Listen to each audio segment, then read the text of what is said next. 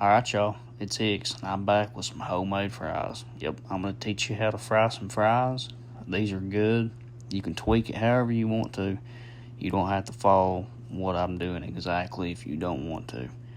But let's get right into it. First, you're going to want to start out with some good taters.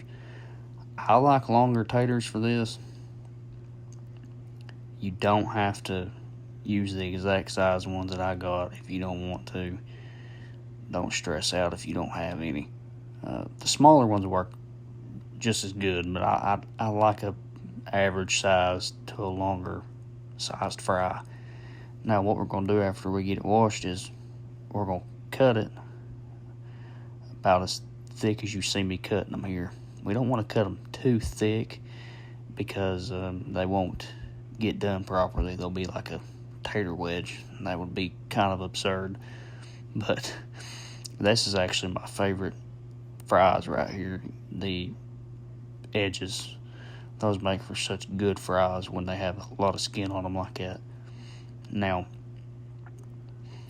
the hand cutting part, you don't have to necessarily do. If you've got a device or a machine that you can just take a half or a whole tater and turn it into fries, that would work even better and make the process much quicker.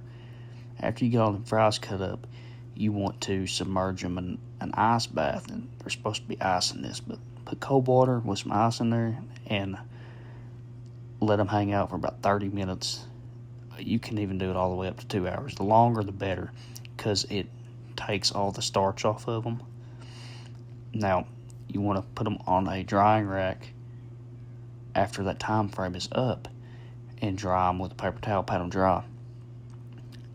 That will yield for maximum crispiness. I see a lot of people, the number one issue I see is they don't water bath their fries long enough and let them dry.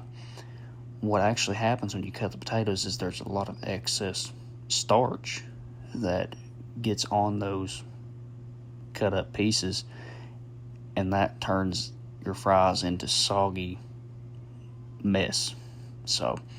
But once you're done with that, you're going to want to get them in a bowl, toss them up with some seasoning. I've got some salt, pepper, and garlic that I put on them with a little bit of oil to make that seasoning stick on them fries better.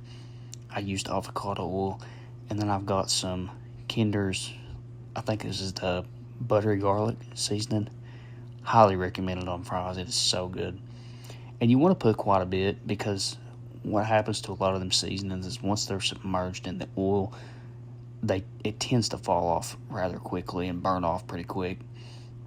Now, I am using peanut oil, but if you're not using peanut oil, I highly suggest beef tallow or a very high smoke point oil. I don't like to use vegetable oil, but if that's all you got and you want to cook with it, that's fine. We're going on a medium heat here. Once that oil starts to bubble, we are going to start slowly adding in our fries, like this right here. You don't just want to dump them all in there at once. It'll create an absolute mess. You'll probably burn your house down. So definitely do not do that. Anyway, get them fries in there. Let them run till they're golden brown. And at the consistency you want them at, you can kind of tell once you start hitting them with the tongs where they're at. And then once they're done, pull them off, put them in a paper towel or something to get that grease off of them. Let them dry a little bit, and then enjoy them. These things are really easy to make.